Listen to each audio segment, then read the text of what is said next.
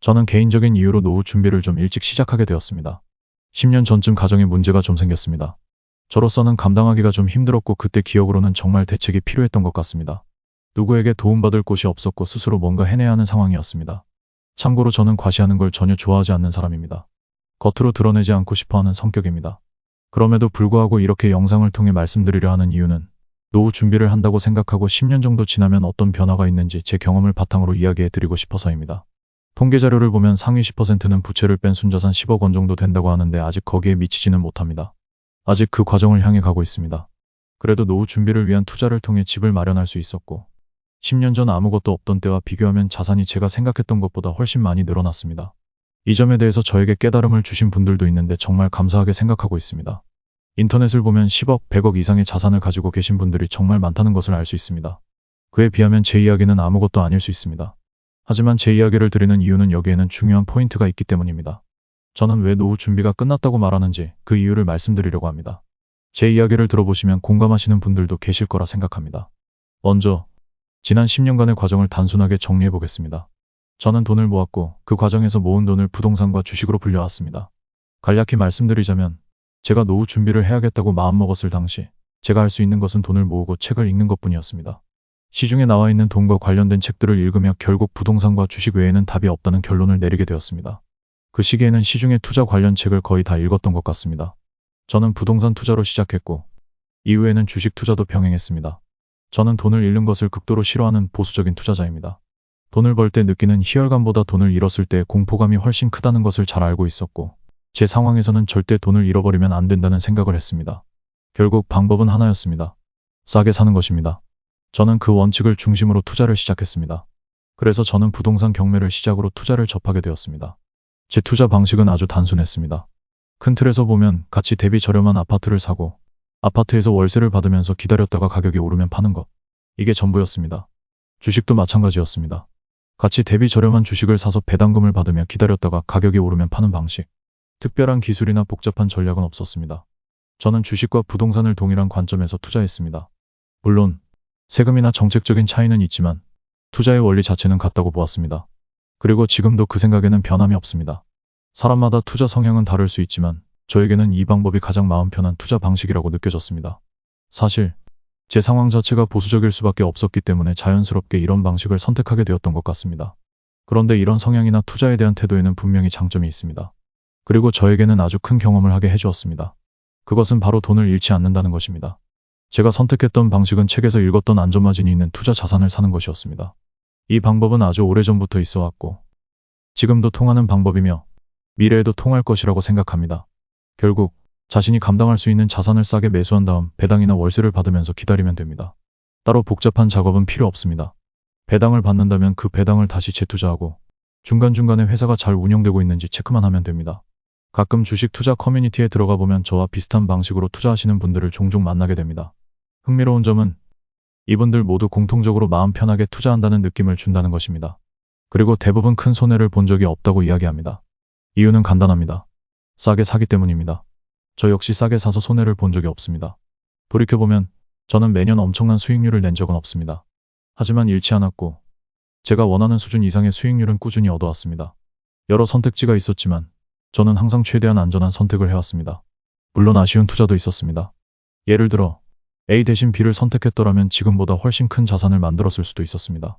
그런데 그 당시 제가 B를 선택하지 않은 이유는 위험성 때문이었습니다. 그럼에도 저는 제 방식에 대해 후회하지 않습니다. 왜냐하면 그 당시에도 마음이 편안했기 때문입니다. 그리고 투자를 몇 년만 하고 끝낼 게 아니었기 때문입니다. 스스로도 평생 해야 한다고 생각하고 있습니다. 다행히도 한 번도 투자 때문에 힘들거나 괴로웠던 적이 없었습니다. 이렇기 때문에 저는 이 방식이 노후를 준비하는 데 있어 아주 강력한 도구라고 생각합니다. 저는 워렌 버핏보다는 벤자민 그레이엄이나 월터 슐러스의 투자 방식을 더 선호합니다. 이 방법은 저 같은 일반 투자자들도 쉽게 따라할 수 있기 때문입니다. 유튜브를 보다 보면 가끔 위험한 이야기를 들을 때가 있습니다. 바로 무지성 투자입니다. 아무런 지식도 없이 깊이 생각하지 않고 투자를 한다는 것입니다. 놀라운 건 겉보기엔 아주 똑똑해 보이는 사람들조차 그런 이야기를 한다는 점입니다. 특히 미국 주식에 투자하면 무조건 돈을 번다는 말을 들었을 때 정말 놀랐습니다. 그렇다면 미국 사람들은 모두 손해를 보지 말아야 합니다. 저는 이런 이야기가 말이 되지 않는다고 생각합니다. 투자에서 중요한 것은 한국 주식이냐, 미국 주식이냐, 부동산이냐가 아닙니다. 특정한 종목이나 자산의 종류가 아니라 내가 어떤 자산을 얼마에 샀는지가 가장 중요합니다. 예를 들어 미국 주식이 싸다면 미국 주식을 사면 됩니다. 부동산이 싸다면 부동산을 사면 됩니다. 어떤 자산이든 가치 평가가 가능하다는 전제하에 싸게 매수하면 되는 것입니다. 결국 자산의 국적을 따질 필요는 없습니다. 저는 많은 사람들이 하지 말라고 말하는 국내 주식에 투자하고 있지만 다행히도 꾸준히 수익을 내고 있습니다. 그 이유는 주식을 저렴하게 샀기 때문이라 생각합니다. 저는 주가가 폭락했을 때 미국 주식에 투자한 적이 있습니다. 하지만 지금은 투자하고 있지 않습니다. 그 이유는 시장이 너무 과열되어 저렴한 주식을 찾기가 어렵다는 판단 때문이었습니다. 특정 자산은 무조건 돈을 벌어다 준다는 개념은 매우 위험한 발상입니다. 시장은 언제든지 폭락할 수 있습니다. 그러나 싸게 산다는 개념을 가지고 있다면 폭락이 와도 크게 영향을 받지 않게 됩니다. 오히려 폭락이 오면 더 저렴한 가격에 주식을 살 수 있는 기회라고 생각하며 긍정적으로 받아들일 수 있습니다. 반면 너무 비싸게 산 주식이나 부동산은 폭락이 오면 한 가정을 무너뜨릴 정도로 심각한 위험에 빠질 수 있습니다. 그런 투자 방식은 잘 되었을 때는 좋겠지만 잘 안 되었을 때 감당해야 할 리스크가 너무나 큽니다. 그런데 이런 위험한 방식의 투자와 관련된 정보가 너무나도 많습니다. 주식을 처음 접하는 분들은 대부분 그런 자극적인 정보에 눈을 돌리게 될 가능성이 큽니다. 왜냐하면 이런 정보는 굉장히 자극적이기 때문입니다. 나도 조금만 노력하면 금방 부자가 될 수 있겠다는 생각이 들게 합니다. 하지만 저는 여기에 대해 반대로 생각할 필요가 있다고 생각합니다. 천천히 부자가 되겠다고 마음먹으면 어려워 보이던 투자 난이도가 너무나 쉬워집니다. 저는 꼭 모든 돈을 걸고 베팅을 해야만 인생을 바꿀 수 있다고 생각하지 않습니다. 베팅을 해서 성공한 사람들은 미디어에 노출되지만 시장에서 퇴출당한 사람들은 말이 없습니다. 잘된 사람들만 노출되니 실패한 사례는 접하기 어려운 것이 현실입니다. 그리고 저처럼 애매한 구간에 있는 사람들도 좀처럼 미디어에 노출되지 않습니다. 이런 이유로 인해 사람들은 빨리 돈을 벌어야 한다거나 무리한 투자를 해야만 성공할 수 있다고 생각하게 되는 것 같습니다. 꼭 그렇게 하지 않아도 충분히 수익을 내는데 큰 지장이 없다고 생각합니다. 제가 전 영상에서도 강조했듯이 복리라는 개념이 노후 준비를 하는 데 있어서 정말 중요합니다. 그런데 이런 복리를 꾸준히 만들어 가려면 흔들리지 않는 마음가짐이 필요합니다. 잠깐 돈을 엄청 벌었다가 다시 또 엄청 잃고 이런 급등락을 계속해서 경험한다면 심리적으로 불안해지고 결국 투자를 지속하지 못하게 되는 요인이 될 수 있습니다. 저는 천천히 가더라도 계속 쌓아가는 것이 중요하다고 생각합니다. 그래서 노후 준비가 끝났다고 말씀드릴 수 있었던 것입니다. 제가 이 방식을 변함없이 고수한다고 생각하면 노후 준비는 충분히 가능하다고 믿고 있습니다.